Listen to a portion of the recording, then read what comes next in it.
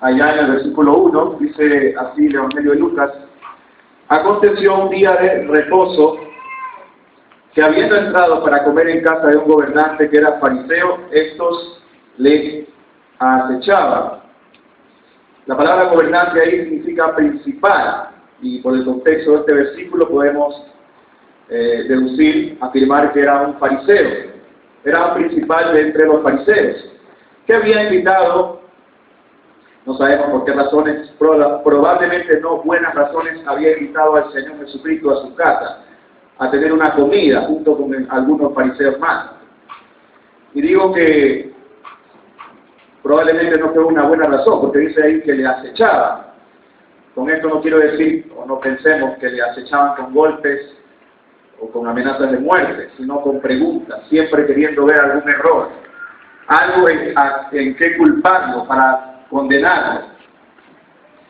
No es la primera vez que el Señor Jesucristo estaba en Jerusalén, ya había ido varias veces, y siempre que iba a esta ciudad se enfrentaba con oposición, porque en Jerusalén estaba toda la cúpula religiosa. En varias ocasiones, tuvo que enfrentarse a los fariseos que querían juzgarle. Por si acaso, el Señor Jesucristo nunca quiso contender, siempre quiso instruirlos a ellos, incluso a ellos, por su misericordia en la verdad. Y el Señor no tenía ningún compromiso con el hombre, tenía un compromiso serio con el Padre. Amén. Y siempre Él mostró su amor y siempre quiso enseñar la verdad, incluso a estos hombres, a los cuales hoy día vamos a ver que también el Señor Jesús les habló de verdades valiosas para nuestra vida. El versículo 2 dice: y aquí estaba delante de él un hombre hidrópico. El Señor Jesucristo no estaba por casualidad en esta casa. El Señor Jesucristo iba a hacer un milagro, iba a hacer una señal nuevamente, siempre con el propósito de enseñar una verdad. Sí, el propósito del Señor Jesucristo no era solamente su compasión y su misericordia al ayudar a los más necesitados, a los enfermos, sino también que están escritas aquí para enseñarnos verdades valiosas. Y aquí estaba en la escena, aparece en la escena un hombre hidrópico. La hidropesía, ojalá que algún doctor no me haya jalado la oreja, lo que pude investigar, es una enfermedad, un edema o retención de líquido en los tejidos. Dice que constituye no una enfermedad independiente, sino que va acompañada con otras enfermedades, donde la causa principal de esta enfermedad es el aparato digestivo, ¿no? Se caracteriza por una retención de los líquidos en los tejidos.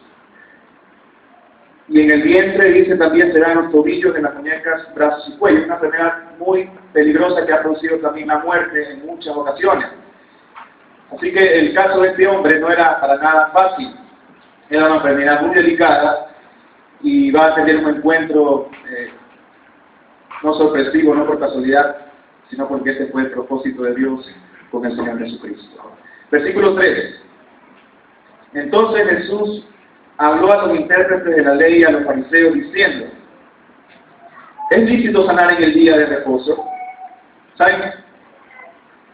El Señor Jesucristo ya sabía, en muchas ocasiones se ve que el Señor Jesucristo sabía los pensamientos, sabía que cavilaba, dice en el Evangelio de Marcos, en sus corazones. Y el Señor sabía que estos hombres pensaban acerca del día de reposo. Y antes de que lo cuestionen, antes de que lo juzguen, Él formula esta pregunta, Él lanza la pregunta, sabiendo lo que ellos pensaban. Dice: ¿es lícito sanar en el día de reposo? En la semana pasada habrán visto un caso donde también el Señor Jesucristo sanó un día de reposo y fue juzgado. Vamos al libro de Juan también, vamos a ver este caso, Juan capítulo 5, versículo 9. Dice: y al instante, en el Evangelio de Juan es un caso parecido donde aquí un hombre paralítico fue sanado también en el día de reposo. Dice: y al instante aquel hombre fue sanado y tomó su lecho y anduvo.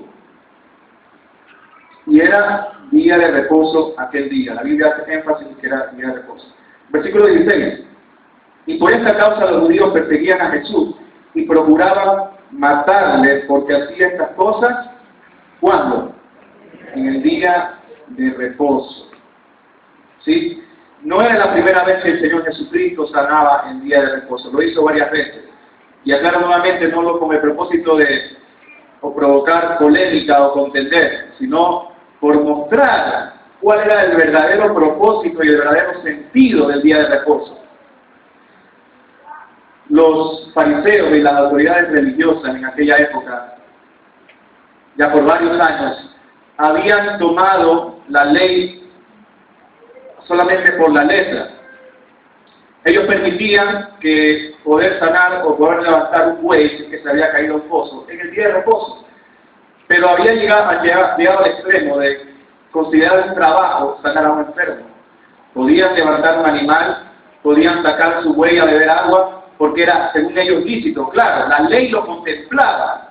En el libro de Éxodo vemos que Dios permitía que se ayude a un animal o que sacarlo del pozo. Estaba contemplado por la ley, pero como no estaba contemplado por la ley lo de sanar enfermos, entonces ellos decían, no, está prohibido. Hay un versículo en Proverbios que me encanta que dice, no añadas a sus palabras para que no seas hallado mentiroso. ¿Saben? El pueblo de Israel se había dejado guiar por la letra de la ley y no por el espíritu de la ley. Sí, creían que Dios era un Dios estricto, un Dios egoísta o un Dios quizás egocéntrico, porque pensaban que Dios se iba a enojar por sanar a un hombre enfermo en día de reposo. Hasta ese colmo habían llegado a pensar. ¿Por qué? Porque habían ignorado el verdadero sentido y propósito de la ley de Dios, que era mostrar también misericordia y amor hacia los demás. El día de reposo tenía un verdadero propósito que ellos desconocían. Vamos a verlo ahí en Colosenses capítulo 2, versículo 16. Ahí se dice que el día de reposo, el propósito espiritual del día de reposo, dice en Colosenses, es sombra de lo que había de venir.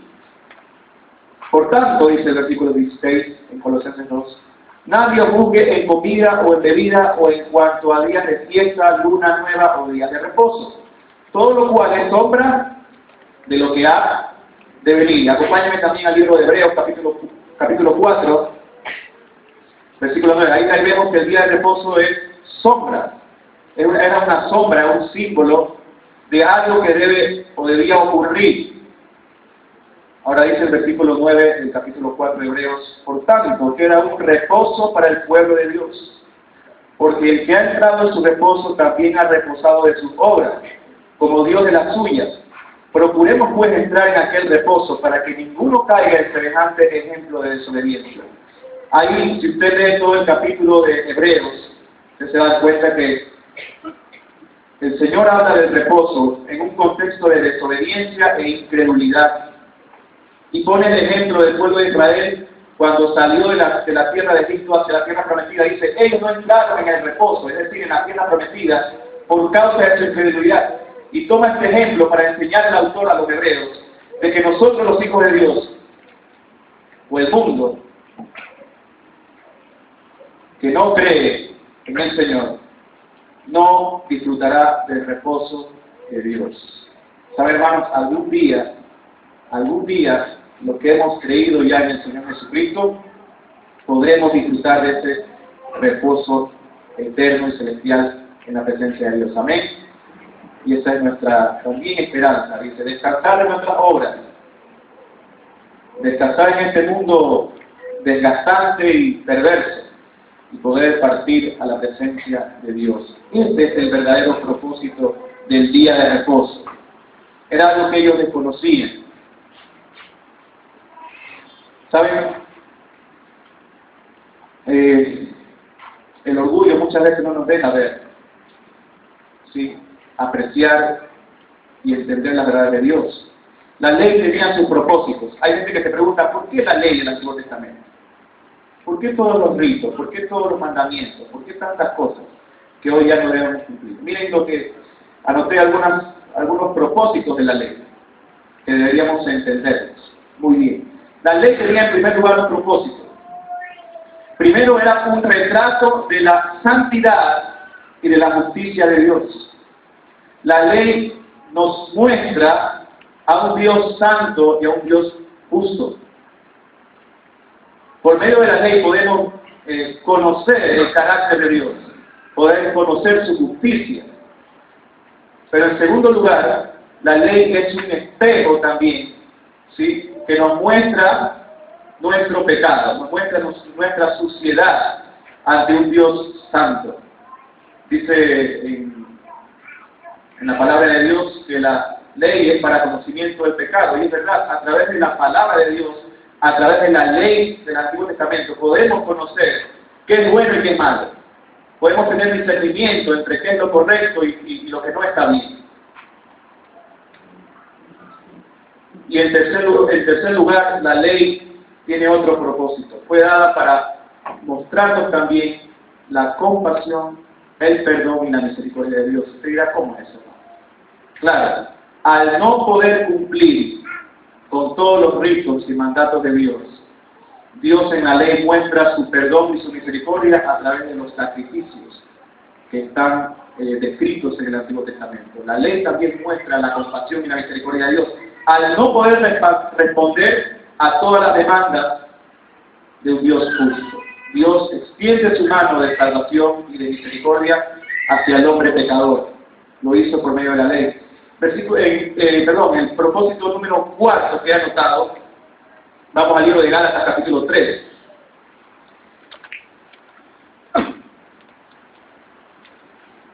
Dice Gálatas capítulo 3, versículo 24, de manera que la ley ha sido nuestro ayo para llevarnos a Cristo, a fin de que fuésemos justificados. Y este es el propósito que más me encanta. La ley fue dada a los hombres como un ayo, es decir, como un vehículo que nos conduciría hacia el Salvador. Me sorprende que todos estos propósitos de la ley no pudieron entenderlo los fariseos que estaban con el Señor. Pensaban que Dios era un Dios estricto y rígido. El orgullo espiritual distorsiona el carácter de Dios. En vez de ver su propio pecado, estaban queriendo ver el pecado en el Señor Jesús. Y desconocían el propósito principal de la ley, que era conducir a Cristo, que la ley los conducía a Cristo. Tenían al Mesías de Israel enfrente, comiendo con él, viendo sus obras. ¿Saben? El Mesías era la gran esperanza de toda la nación de Israel. Los profetas en el Antiguo Testamento apuntan a Cristo. La ley apunta a Cristo, al Mesías de Israel. Era la persona más deseada y anhelada por toda la nación de Israel. Tenían al mismo Mesías enfrente, comiendo, viendo sus obras, mostrando su compasión y su misericordia, escuchando de él palabras divinas, la revelación del Padre, palabras de bendición. Y no pudieron reconocer que aquel que estaba enfrente, comiendo con ellos, era el Hijo de Dios. Eso pasa, hermanos, cuando hay orgullo en el corazón. Cuando hay un corazón duro, cuando hay orgullo, estos hombres no pudieron apreciar la gloria de Dios. El orgullo, en primer lugar, no nos permite conocer a Dios. No nos permite ver la gloria de Dios. Ellos estaban más preocupados por seguir al pie de la letra de la ley y se habían olvidado del verdadero sentido y propósito de la ley.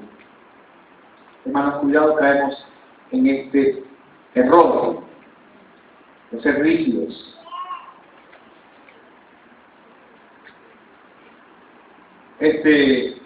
Estas porciones que vamos a leer hoy día hablan esencialmente de una cosa de la cual debemos tener usted y yo mucho cuidado: el orgullo espiritual.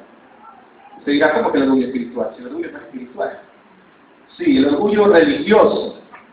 El orgullo por creer que somos algo o que somos mejores que otros. Porque ya conocemos algo de Dios y de su palabra, podemos señalar al resto. Y no debe ser así. No debe ser así. Y aquí podemos ver en esta historia varias cosas que causa el orgullo. En primer lugar, el orgullo distorsiona nuestra percepción de Dios. En primer lugar, el orgullo distorsiona nuestra percepción de Dios. Estos hombres fariseos tenían al Mesías de Israel, tenían a Jesucristo el Señor, al Hijo de Dios, al ungido de Dios al frente, y no pudieron reconocerlo, porque el orgullo distorsiona el carácter de Dios. Pensaban que Dios era un Dios estricto, y me encanta ver a Dios obrando aún en el día de reposo, un día que debía ser dedicado enteramente a Él, un día donde todo el pueblo de Israel debía descansar para dedicárselo a Dios, ¿verdad?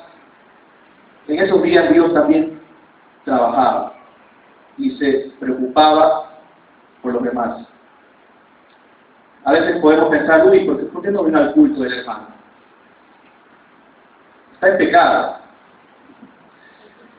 ¿Sabes? Dios entiende muchas veces por qué a veces no podemos venir o congregarnos. Dios entiende, hermanos. Y hay días que debemos dedicárselo a Él, pero por algún motivo no podemos estar. Dios muestra su misericordia también. Dios no es estricto, hermanos. Amén. Dios es un Dios de misericordia. Y en los días de reposo Dios obraba. Obraba para el bien de la humanidad. Me gusta ver a Dios de esta manera. Un Dios de compasión. Un Dios de misericordia. Un Dios preocupado por nosotros. Dios no es egoísta. Pero estos hombres pensaban que Dios era estricto, que Dios era egoísta. Una segunda causa del orgullo es que distorsiona no solamente nuestra percepción de Dios, sino que también distorsiona la percepción de nosotros mismos. ¿Saben? Vamos al libro de Isaías, capítulo 75, para entender un poco mejor esto. En el libro de Isaías, capítulo 65.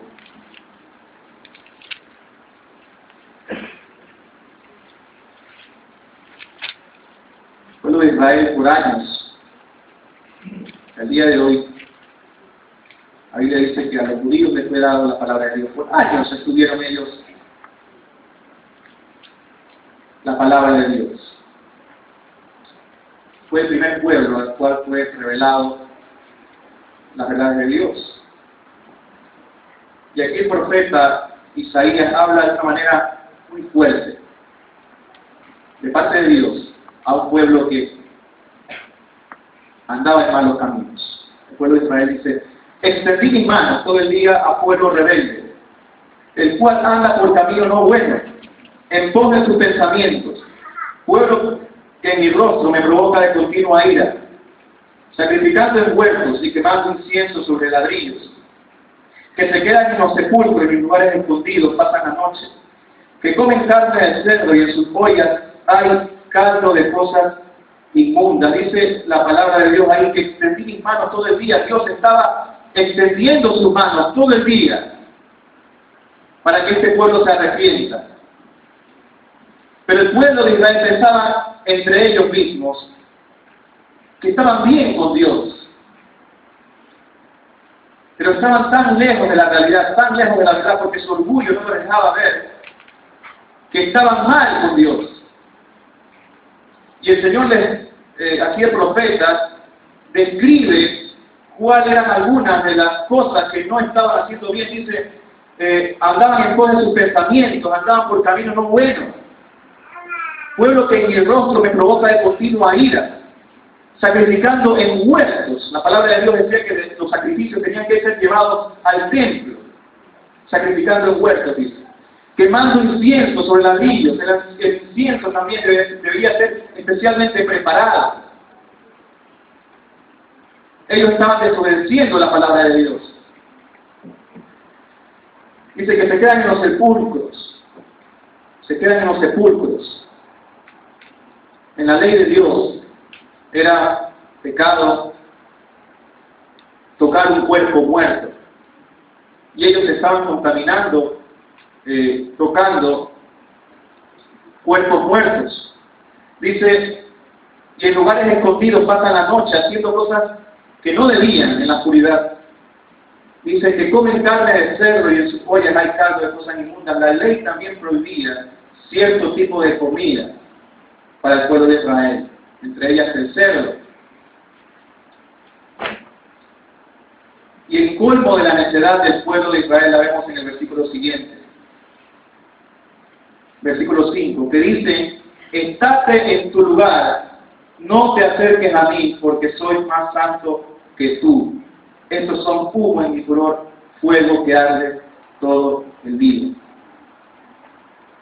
Estaban totalmente lejos de Dios. El orgullo los había cegado, que no podían reconocer su propio pecado. Y pensaban que eran más santos que otros. Y decían, estate en tu lugar. En pocas palabras, aléjate de mí, porque yo soy más santo que tú. El colmo, el orgullo espiritual. El orgullo religioso que no le permitía ver su propio pecado. En la historia del Señor Jesucristo fue igual. Los fariseos estaban frente al Señor y estaban queriendo ver algún pecado, algún error para acusarle. Y fueron incapaces de ver su propia maldad. El orgullo, en segundo lugar, distorsiona nuestra propia percepción de cómo somos, de lo que somos. El mismo apóstol Pablo dice que hizo tantas obras de Dios. Por la gracia de Dios, soy lo que soy, dijo el apóstol. Y en Romanos capítulo 12, versículo 3, vamos a leer esto. Romanos 12, versículo 3.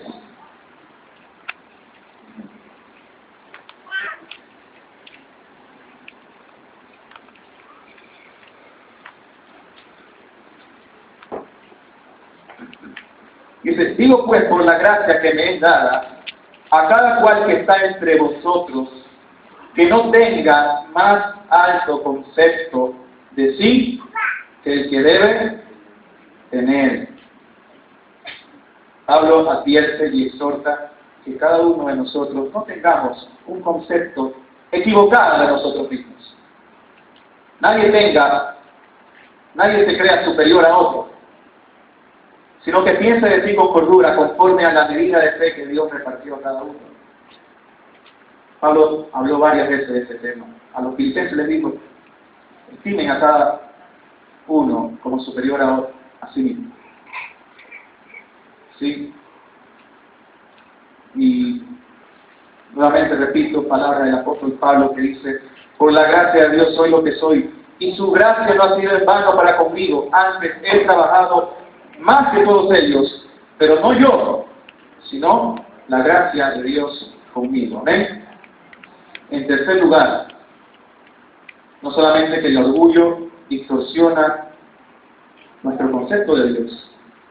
En segundo lugar, no solamente el orgullo distorsiona nuestra realidad de lo que somos en verdad, sino que también, en tercer lugar, el orgullo no nos deja apreciar las cosas que son realmente importantes y valiosas, hermanos. Los fariseos no pudieron apreciar la misericordia y la compasión del Señor. ¿Sí? Ellos estaban más preocupados porque se cumpla lo que ellos pensaban y creían acerca del día de reposo. El orgullo, hermanos, nos hace insensibles. No pudieron gozarse con el resto de la gente por un hombre que había sido sanado. No pudieron ver la misericordia de Dios. No pudieron dar gloria a Dios porque un hombre que quizás llevaba mucho tiempo con esta enfermedad había sido sanado. Ellos estaban ardidos de envidia, de celos, y de orgullo al ver que el Señor Jesucristo, según ellos, había violado el día de reposo. Eso era lo que más les preocupaba. El orgullo los hace insensibles. El orgullo nos convierte en espías viendo más o menos ahí qué hermano por ahí cometió algún error o algún pecado para saltarle encima con el dedo. ¡Ajá! Eso es lo que hace el orgullo. Hermanos, no somos mejores que otros.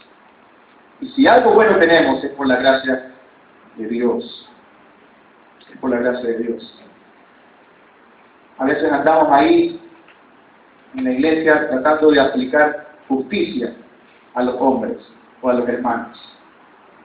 Y Dios siempre demostró su justicia con amor. El hombre, por lo general, aplica justicia sin amor. Y por ahí criticamos al hermano porque, qué sé yo, se vistió mal o porque llegó tarde. Y eso es legalismo. Vamos al libro de Mateo, capítulo 7, versículo 3 al 5. Mateo capítulo 7, versículo 3 al 5. Dice así la palabra de Dios. ¿Y por qué miras la paja que está en el ojo de tu hermano y no echas de ver la viga que está en tu propio ojo? ¿O cómo dirás a tu hermano, déjame sacar la paja de tu ojo y haz aquí la viga en el ojo tuyo? Hipócrita, saca primero la viga de tu propio ojo y entonces verás bien para sacar la paja del ojo de tu hermano. Y entonces verás bien para sacar la paja del ojo de tu hermano. El orgullo nuevamente no nos deja ver. Debemos, hermanos, comenzar a mirar hacia adentro antes que mirar hacia afuera. ¿Sí?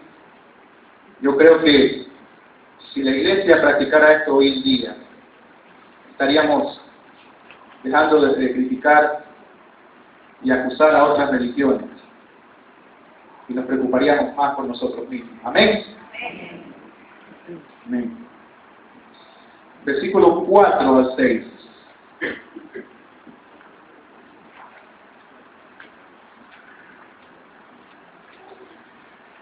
Mas ellos callaron. ¿Saben? Ante la sabiduría de Dios,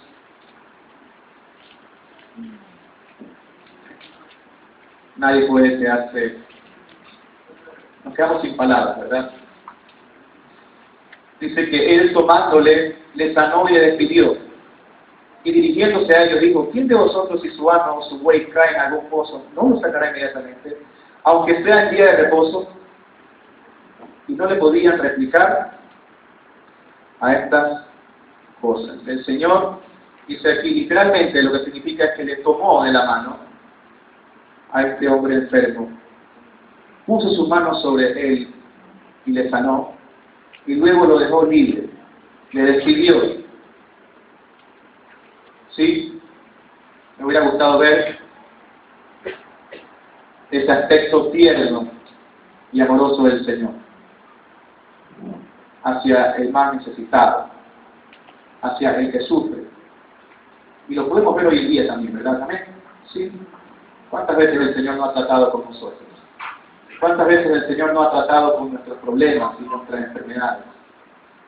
Y el Señor ha mostrado su consuelo, su calor, su presencia confortadora, su paz en medio de problemas, en medio de dificultades.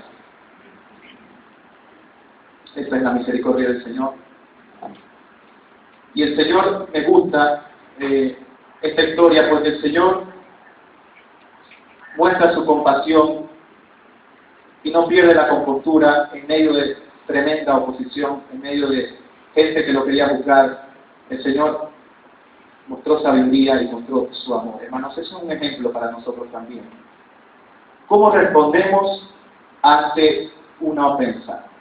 ¿Cómo respondemos ante una acusación? El Señor nos enseñó a dar la otra mejilla. ¿Saben? Cuando nosotros mostramos amor a aquel que no lo merece, cuando cuando podemos responder con suavidad a alguien que nos habla palabras groseras, eso, créanme, hermano, eso va a dejar la boca cerrada a aquel que le está acusando.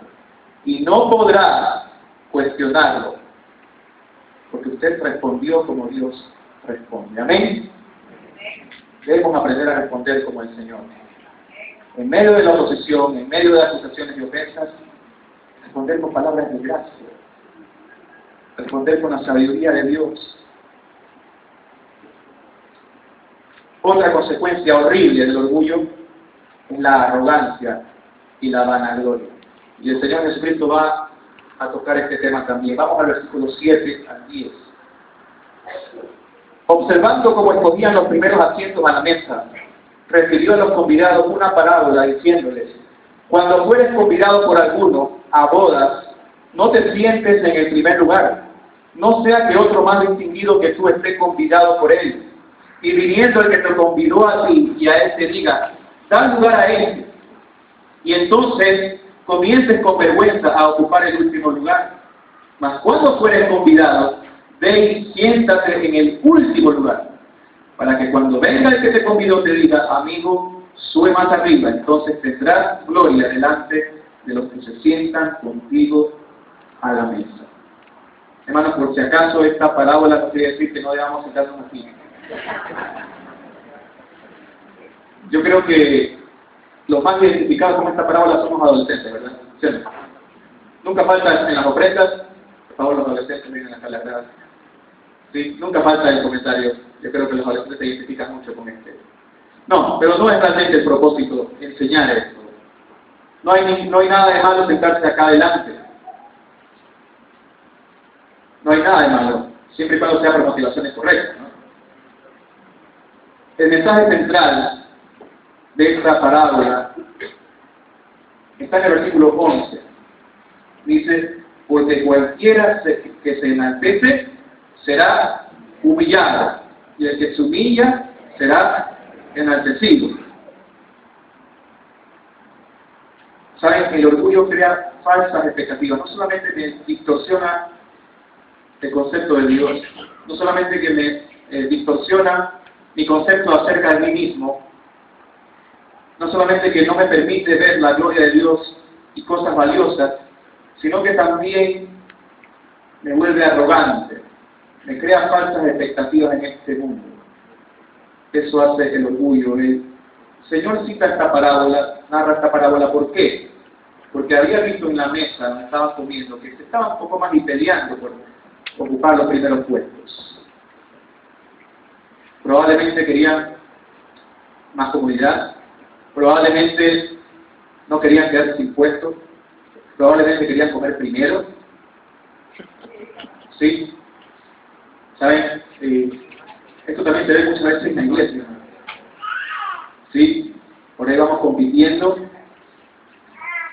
con los hermanos. ¿Sí? Ahora, el Señor vio cómo se sentaban a la mesa de esta manera y narra esta parábola. Dice: cuando fueres convidado por alguna boda, no te sientes en el primer lugar, no sea que otro más distinguido que tú esté convidado por él, y viniendo el que te convidó a ti y a él te diga: da lugar a él, y entonces comiences con vergüenza a ocupar el último lugar. ¿Saben, hermanos? El mensaje de esta parábola es el siguiente, y es un mal que afecta también a las iglesias. No debemos venir a la iglesia buscando poder, buscando comodidad, buscando prestigio. Hoy en día a veces hacen de la iglesia un club social, donde la gente busca fama, busca poder, busca su propia gloria. El apóstol Juan dijo que las cosas de este mundo debemos ser enemigos del mundo, y el apóstol Juan resume al mundo en tres cosas: el deseo de los ojos, los deseos de la carne y la vanagloria de la vida. ¿Saben, hermanos? Podemos caer también en este mal. Buscar ser reconocidos, buscar ser respetados, buscar fama, y prestigio dentro de la congregación. Y nos podemos volver arrogantes. Había mucha soberbia y mucha arrogancia en el corazón de estos fariseos. Y por eso el Señor Jesús narra esta parábola. La arrogancia fue el gran pecado de Satanás. Se le llama por eso el pecado de Satanás. El orgullo fue el pecado de los de la Torre de Babel, que querían hacerse un nombre, querían construir un monumento, un edificio muy alto para hacerse un nombre, para que sean conocidos. Hermanos, cuidado. Usamos la iglesia del Señor para fama o para poder o para ser reconocidos en este mundo. Podemos caer en este error. Hay una canción cristiana que me encanta escuchar. Dice: ¿de qué te vale alcanzar lo que quieras? Que te aplauda la gente, si detrás del telón sigue sentado el dador de la vida, esperando que un día le prestes atención. Lo que tenemos, lo tenemos por gracia, por su misericordia, por su inmenso amor. Y en el momento de abrirse la cortina, si alguno te admira, que vean la imagen de Dios. Eso es una canción cristiana que dice tremendas verdades acerca de este tema. Acerca de la vanagloria. A veces podemos hacer cosas para el Señor para que otros nos vean, ¿verdad? Digan, qué buen hermano. El Señor enseñó en Mateo 6:3, cuando tú des limosna, dice: no sepa tu izquierda lo que hace tu derecha. No estemos publicando, hermanos, lo que hacemos para el Señor, para buscar reconocimiento. Debemos ser muy humildes. ¿Sí? El Señor Jesucristo, en el tribunal de Cristo, dice en Corintios, el apóstol Pablo, que la base de nuestra evaluación, de nuestro examen en el tribunal de Cristo, va a ser nuestras motivaciones, nuestras intenciones, nuestras motivaciones. ¿Cuál fue mi móvil para hacer tal o cual obra, para servir al Señor? Eso es lo que va a evaluar el Señor, dice 1 Corintios capítulo 4. Dice, una vez escuché a un hermano que dijo algo que me llamó la atención. Dice que uno de los momentos más peligrosos de un buen predicador es después del mensaje. ¿Sabe por qué? Porque probablemente va a recibir elogios y el reconocimiento de los hermanos. Y eso es un momento quizás apropiado para Satanás, para elevar el ego del hombre. Hermano, toda la gloria debe ser para Dios. Amén. Toda la gloria, sea cantar, sea predicar, sea servir en la mesa, sea ayudar con los niños, todo lo que hagamos sea para la gloria de Dios. Y que lo que haga nuestra izquierda no lo sepa nuestra derecha. No andemos buscando en la iglesia reconocimiento ni fama. Hoy en día muchas iglesias, bien triste decirlo, ¿sí?, arman todo espectáculos, artistas cristianos de moda, gente que usa la iglesia y la fe para hacerse un nombre. Vender música, vender discos, qué sé yo. Tengamos cuidado, hermanos. La humildad es la llave que abre las puertas en el reino de Dios. Solamente con la humildad. Me encanta el ejemplo y las palabras de Juan el Bautista. Y eso es lo que usted y yo debemos imitar y debemos hacer. Juan el Bautista dijo en una ocasión: es necesario que Él, es decir, que Cristo crezca y yo mengue. Y esa es la meta del cristiano y el pensamiento y el lema que debe seguir todo cristiano. Nuestro servicio, nuestra vida cristiana, nuestra meta es que se vea menos de nosotros en este mundo y más de Cristo. En el momento que el orgullo y la vanagloria comienza a salir, Cristo se reduce y el yo sale. La misión del creyente, del cristiano, es glorificar a Cristo, revelar a Cristo. Y entre más se vea a Cristo y menos de nosotros, mejor será. Amén. El apóstol Pablo dijo, lejos esté de mí gloriarme, sino en la cruz de nuestro Señor Jesucristo, por quien el mundo me ha crucificado a mí y yo al mundo. ¿Saben lo que estaba diciendo Pablo? Rechazo todas las ofertas y los placeres y la gloria de este mundo, porque el mundo me ha crucificado a mí y yo al mundo. Y dijo el mismo Pablo en Gálatas, ya no vivo yo, mas vive Cristo en mí. Y lo que ahora lo vivo en la carne, lo vivo en la fe del Hijo de Dios, el cual me amó y se entregó a sí mismo por mí. La vanagloria, otra causa del orgullo. Vamos al versículo 12, al versículo 14, vamos a ir avanzando. Dijo también al que le había convidado, cuando hagas comida o cena, no llames a tus amigos, ni a tus hermanos, ni a tus parientes, ni a vecinos ricos, no sea que ellos a su vez te vuelvan a convidar y seas recompensado.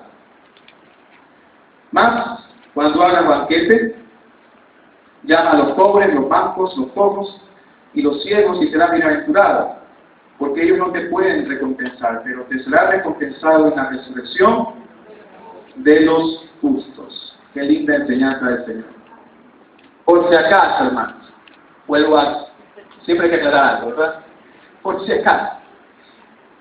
No se trata esta advertencia del Señor, no quiere decir que no vayamos a tener tiempo de calidad, tiempo familiar con los hermanos, por si acaso.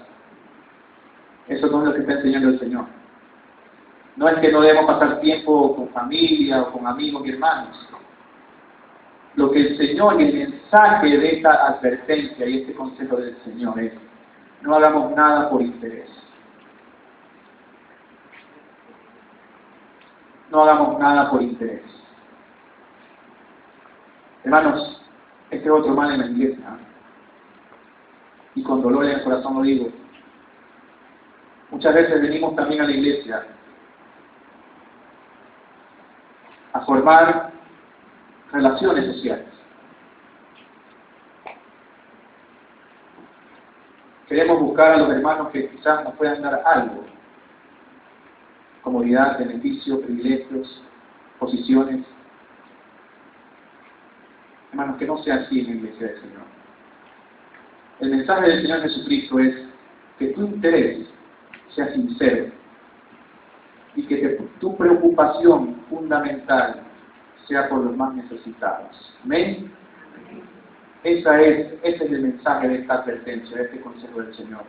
No hagamos grandes banquetes para que tú esperes algo a cambio. Haz las cosas sin interés. Y preocúpate por los que sí necesitan de tu ayuda. Solo así, dice la palabra, serás recompensado ¿en dónde? En la resurrección de los justos. ¿Sabes? Me gusta esta palabra que le añade a la resurrección. La resurrección de los justos. ¿Por qué? Para hacer distinción de la otra resurrección. La Biblia habla de dos resurrecciones.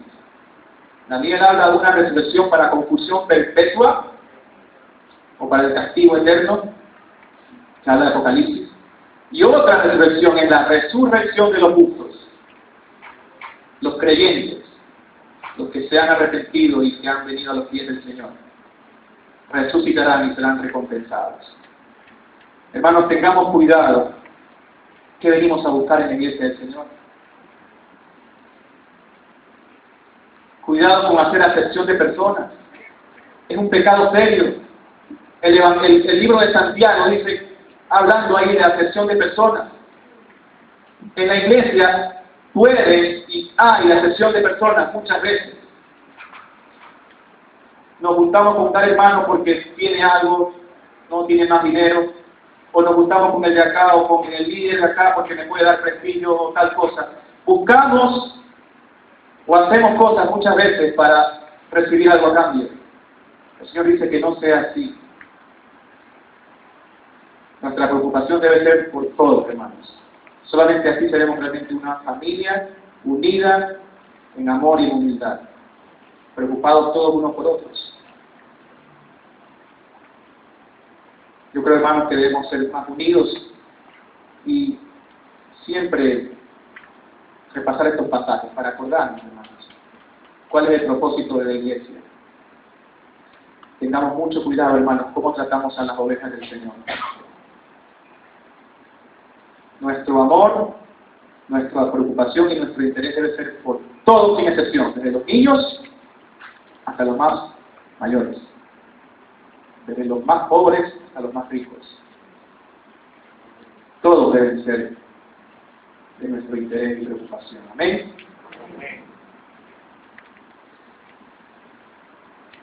Pero en último lugar, y esa es la necesidad más grande y es la tragedia más grande del orgullo, es que nos niega la entrada al reino de Dios. Dice en el versículo 15 a 23, oyendo esto, uno de los que estaban sentados con él a la mesa le dijo: bienaventurado el que come pan en el reino de Dios. Tratando de enseñarle algo al Señor. Entonces Jesús le dijo: un hombre, y aquí el Señor va a narrar otra parábola, ¿sí? ¿Saben? El banquete y la boda que se mencionó anteriormente, y aquí se menciona una cena, todo esto es figura del reino de Dios. Y el Señor Jesucristo va a enseñar una parábola acerca del reino de Dios. Dice: un hombre hizo una gran cena y convidó a muchos. Y a la hora de la cena envió a su siervo a decir a los convidados: venid, que ya todo está preparado. Y todos a una comenzaron a excusarse. El primero dijo: he comprado una hacienda y necesito ir a verla. Te ruego que me excuses. ¿No? Pretextos. Algunos razonables, pero los que se van mencionando más adelante son ya nada razonables. Igual son pretextos. Dice, otro dijo: he comprado 5 yuntas de buey y voy a probarlo. Te ruego que me excuses. Y otro dijo: acabo de casarme y por tanto no puedo ir. Por tanto estoy casado, así que no puedo ir. Lleva a la esposa, pues entonces. Sí, ¿no? Vuelto el siervo hizo saber estas cosas a su señor. Entonces, enojado, el padre de familia dijo a su siervo: ve pronto por las plazas y las calles de la ciudad y trae acá a los pobres, los mancos, los cojos y los ciegos. Y dijo el siervo: Señor, se ha hecho como mandaste, y aún hay lugar. Dijo el Señor: ve por los caminos, por los vallados, y fuérzalos a entrar para que se llene mi casa, porque os digo que ninguno de aquellos hombres que fueron convidados gustará mi cena. ¿Saben? El Señor narra esta parábola para enseñarle algo al pueblo de Israel, algo importante. ¿Saben? En el Medio Oriente la costumbre de cuando habían banquetes, bodas, era enviar la invitación primero, para anunciar el evento. Luego se enviaba otra invitación cuando ya todo estaba listo, para que ya se acerquen. Era la costumbre. Eso es lo que pude leer en un comentario, en una investigación acerca de este tema. Y el Señor enseña esto para enseñarle a Israel, ¿no? El Señor estaba hablándole directamente a estos fariseos. Israel, sí, estos primeros convidados que se mencionan aquí, que presentaron todas excusas, son figuras de lo que hizo Israel por muchos años. Por muchos años. Dios envió a los profetas. Dios envió hombres de Dios para que, como leíamos al principio, pensaban que estaban bien con su religión. Luego, cuando todo estaba listo, Dios envió a su Hijo, al siervo. El siervo en esta parábola es figura de Cristo. Y cuando ya todo estaba listo, el Señor Jesucristo vino a este mundo a extender su invitación, ya no solamente a los convidados, sino al resto del mundo. Y murió en una cruz. El Señor Jesucristo escribió esa invitación con la tinta roja de su sangre, para que todo aquel que en Él cree no se pierda, mas tenga vida eterna. De tal manera amó Dios al mundo. Porque no envió, dice la palabra, Dios a su Hijo al mundo para condenar al mundo, sino para que el mundo sea salvo por Él. Cuando ya todo estaba listo, Dios envió a su Hijo al mundo. Y estos fariseos no pudieron reconocerlo.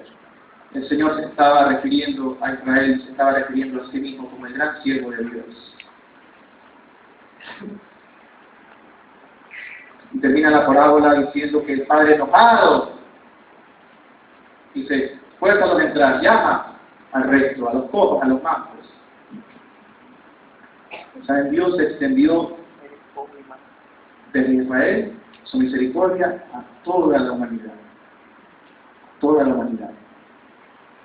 Dios dice que no quiere que nadie perezca, que nadie se pierda, sino que todos procedan al arrepentimiento. ¿Saben? Dice la autora de los Hebreos que la sangre de Cristo es la que nos da libre entrada al reino de Dios. Querido hermano, querida amiga que nos visita, usted en esta vida recibirá dos invitaciones. Una de parte de Dios. Dios ha extendido sus brazos de amor, su misericordia, para que todo aquel que se acerque a Cristo pueda entrar al reino de Dios. Pero hay otra invitación de parte del gran enemigo de las almas, Satanás, que con placeres y engaños y seducción atrapa a este mundo para arrastrarlos al infierno. ¿Saben, hermanos? El padre de familia se enojó en esta parábola para mostrarnos que si rechazamos la invitación de Dios a su reino, no nos exponemos sino a la ira de Dios, al castigo eterno, del cual tanto el Señor anunció y advirtió. El rechazar el amor de Dios es la mayor ofensa que le podemos hacer a Dios. Y no podremos entrar al reino de Dios si no es por medio de la humildad, por medio de reconocer lo que somos. Hermanos, amigos, escuchan el día de hoy, el hecho que yo esté parado aquí no significa que yo soy mejor que usted. Yo era como aquellos mancos y cojos de la parábola, regados en la ciudad, perdidos, del cual Dios tuvo misericordia de mí. Y Dios extendió su invitación y yo la acepté en mi vida. ¿Qué va a hacer usted el día de hoy, querido amigo o que me visita? Dios está llamando, Él quiere que comamos pan en el reino de Dios. Dios abre sus puertas. Pero no podemos ir, no pretendamos ir sucios, desaliñados. Es como que el presidente o algún rey en este mundo nos extienda una invitación a su casa para comer con él y vayamos todos sucios, ¿verdad? Todo desaliñado, mal oliente. Como que no seremos bien recibidos, ¿verdad? Quizás hasta nos negarían la entrada. Yo creo que cada uno de nosotros se compondría su mejor vestido, se bañaría bien, arregladito, para presentarse delante del Rey. ¿Cuánto más, hermanos, al Rey de Reyes y Señor de Señores? No podemos presentarnos al reino de Dios sucios, desaliñados. Es necesario que usted, querido amigo o amiga, se vista del perdón y de la justicia de Dios. Es necesario que Dios restaure su alma, que limpie su pecado. La sangre de Cristo, lo decía mi hermano Wilson, nos limpia de todo pecado. Debemos estar debidamente vestidos de la justicia de Dios, debidamente presentados para entrar al reino de Dios. Y solamente se logra eso cuando usted reconoce que es pecador y cuando usted se acerca a Jesucristo y le invita a ser el Salvador y Señor de su vida. Solamente logra eso cuando el Señor Jesucristo puede morar en su corazón y transformar toda su vida. Para hacerlo acepto y un digno invitado al reino de Dios. Hermanos, ¿hay en esta mañana alguien que quiera aceptar? ¿Hay alguien en esta mañana que quiera decirle, sí, Señor, yo quiero ir al cielo, quiero ir al reino de Dios? Vamos a orar.